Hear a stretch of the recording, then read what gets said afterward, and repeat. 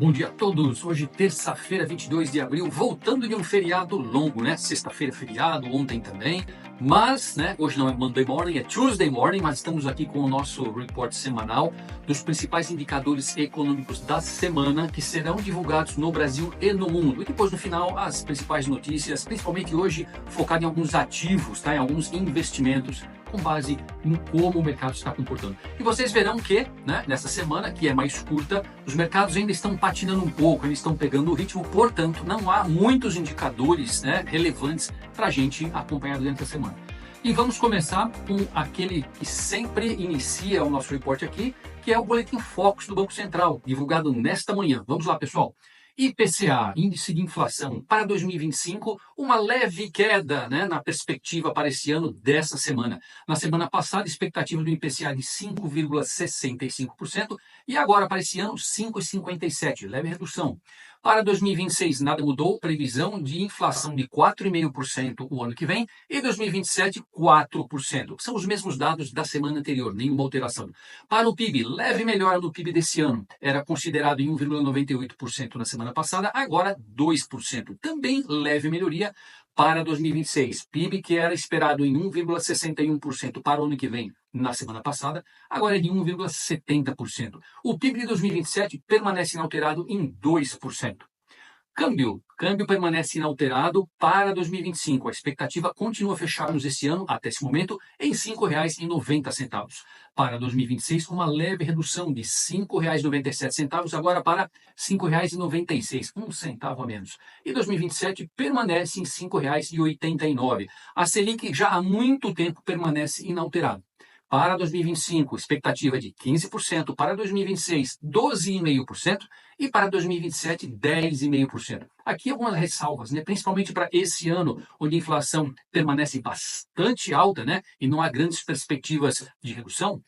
Já há alguns ruídos no mercado falando que após a provável majoração para 15% na próxima reunião do Banco Central, haveria talvez um novo aumento aí de 0,25% ou de 0,5%, mas ainda é cedo para dizer. Nesse momento, expectativa de 15%, o que já é muito, né, pessoal? Vamos lá, outros indicadores. Nessa terça-feira, hoje, haverá o discurso da Christine Lagarde, que é a presidente do Banco Central Europeu. Esse discurso é importante porque nós poderemos ter algumas pistas de como o Banco Central Europeu está pensando em se posicionar face a todas essas grandes incertezas de tarifas, né, de guerra tarifária, ou de eventual desaceleração da economia americana, ou até mesmo dos conflitos, né, do progresso dos conflitos pelo mundo. Então, é importante a gente ouvirmos o que a Christine Lagarde tem a dizer, porque provavelmente é a visão do Banco Central Europeu, né, para os próximos períodos. Na quarta-feira, sai o índice dos gerentes de compras industrial e de serviços para a zona do euro. Interessante, o índice dos gerentes de compra industrial na zona do euro, ele tem uma projeção de vir com 47,4%. Lembrando que o mês passado, que foi referente a março, foi 48,6%. O que significa isso? Se tivermos 48,6% no mês passado, com uma projeção agora de 47,4%, significa uma redução na perspectiva, né, da atividade econômica futura na zona do euro industrial, e para serviços também, tá? Vem com 51,0% em março e agora a previsão para abril é 50,4%. O que significa isso? Tudo que está abaixo de 50 está no campo da economia indo para o movimento de recessão. Tudo que está acima de 50, a perspectiva é de expansão econômica. Então vejam que em termos industriais, a projeção é vir com 47,4%, bastante restritiva, né? E de serviços, levemente acima de 50%, mas pior que os 51% no mês passado. Por outro lado, saem também os mesmos indicadores, tá? O índice gerente de compras industrial para os Estados Unidos, esse caindo bastante, pessoal. Em março veio com 50,2% e agora a perspectiva é de 49,0%. Uma grande queda. E além de ser uma queda de mais de 1 ponto, né? De 1,2 pontos, também entra no campo de retração, saindo de 50,2% para 49%, né? E o PMI, ou o Índice de Gerentes de Compras de Serviços dos Estados Unidos, também cai bastante, de 54,4%, mas cai para 52,8%. Uma grande queda, mas ainda no campo da expansão. O que significa? Uma rápida fotografia, que pode não se traduzir em realidade absoluta, mas esses indicadores mostram que a Europa ainda continua com a economia patinando, tá? E até com redução nos índices de abril, comparados com março. E os Estados Unidos, que tinham uma economia mais forte, também está caindo, mas caindo de forma mais acelerada. Isso poderia significar, poderia ser um dos indicadores a mostrar uma provável recessão americana nos trimestres à frente. E também vai sair a licença de construção de novas casas nos Estados Unidos. Veja, em março veio com menos 1%, uma queda no mês passado no número de licenças de construção de novas casas. Já para esse mês de abril, há uma perspectiva de aumento de 1,6%. Então, olha que interessante. Ao mesmo tempo que você vê indicadores de atividades econômicas puxando para o campo da retração ou para uma recessão, você tem aqui o indicador de novas construções, pelo menos na expectativa, bastante positivo. Vejamos como ele virá de fato amanhã, não é? Na quinta-feira, teremos a divulgação do Índice de Confiança do Consumidor do Brasil, tá? Referente a abril. Lembrando que no mês de março, esse índice vem em 84,3, que é um bom índice, tá? Aqui não há sequer projeção para esse mês de abril. Nós vamos ter que esperar até quinta-feira para ver como virá o número. E também haverá um outro indicador importante na quinta-feira, que é a venda de casas usadas nos Estados Unidos, tá? E aqui é interessante. Ao mesmo tempo que nós vimos que há uma perspectiva de melhora para a construção de novas casas nos Estados Unidos, a venda de casas usadas, esse é bastante negativo a projeção.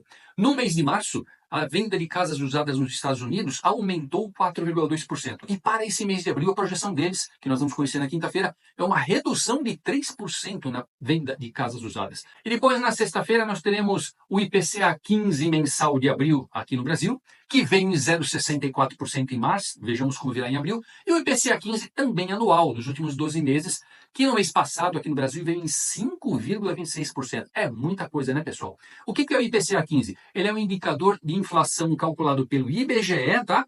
E que ele não pega o mês cheio, ele pega entre o dia 16 do mês anterior até o dia 15 do mês corrente. Por isso que a gente costuma dizer que o IPCA 15 é um indicador antecessor do IPCA nos finalmente, quando o mês fechar. E vamos agora a algumas notícias bastante importantes para nós investidores. O dólar à vista abre esta manhã com leve baixa de 0,60% frente ao real e também a outras moedas emergentes, à medida que os investidores reagiam aos comentários do presidente Donald Trump a Jerome Powell, o presidente do Federal Reserve. Trump criticou bastante a condução da política econômica do mesmo. Nessa segunda-feira, o Trump publicou em sua conta no Truth Social que a taxa de juros deveria ser reduzida pelo Fed a fim de impedir uma desaceleração econômica nos Estados Unidos.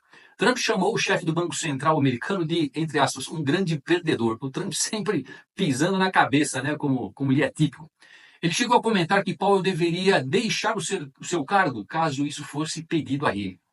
Com isso, não só o dólar perdeu valor, mas também os treasuries americanos e o índice dólar, que já vem sendo depreciado frente a outras moedas fortes mundiais. Aliás, sobre o índice dólar, ou o índice DX, como é conhecido, este acumula queda de 1,30% no espaço de uma semana e 5,4% nos últimos 30 dias. O índice DX fechou ontem, segunda-feira, a 98,04. Valores abaixo de 100 indicam que o dólar vale menos que a cesta de moedas de referência, e valores acima de 100 indicam que o dólar estaria mais forte frente às mesmas moedas.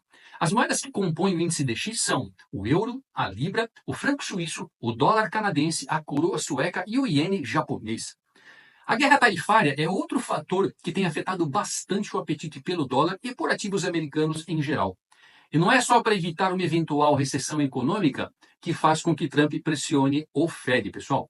Outro fator determinante nesse desejo de Trump pela redução das taxas de juros é que somente nesse ano o governo americano deve enrolar cerca de 1/3 do total da sua dívida interna de 36 trilhões de dólares.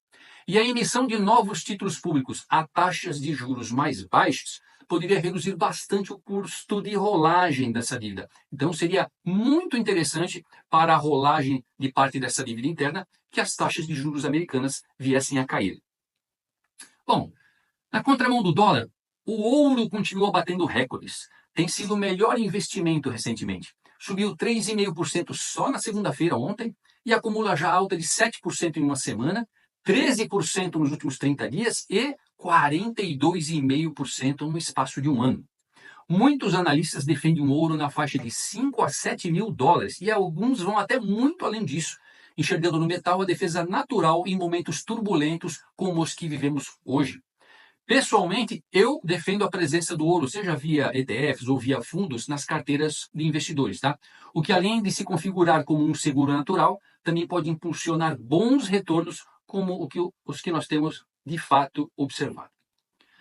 Depois de passar praticamente um mês flutuando entre 75 e 85 mil dólares, o Bitcoin se valorizou consideravelmente nesse último domingo, dia 20. Tá? Nesse momento, o Bitcoin está subindo 2,87% somente no dia de hoje, sendo cotado a 89.560 dólares. E nos últimos 3 dias, a alta acumulada em Bitcoin já é acima de 5%. Quando a gente olha graficamente, o Bitcoin rompeu uma resistência importante na faixa dos 87.200 dólares e, caso confirme essa alta no dia de hoje, pode buscar a próxima resistência na faixa de 94.200 dólares, tá? Mas como nós sabemos, pessoal, aqui o nome do jogo, quando a gente fala em criptomoedas, tá? O nome do jogo é volatilidade. Mas, de qualquer forma, os indicadores não deixam de ser positivos. Portanto, vamos acompanhá-lo hoje e nos próximos dias. Eu vou ficando por aqui. E a qualquer momento, se houverem qualquer notícias relevantes, qualquer notícias importantes que possam nos impactar como investidores, eu voltarei a falar com vocês. Desejo aí a todos vocês uma boa semana mais curta, né? Mas não por isso menos nervosa, pessoal. Grande abraço a todos.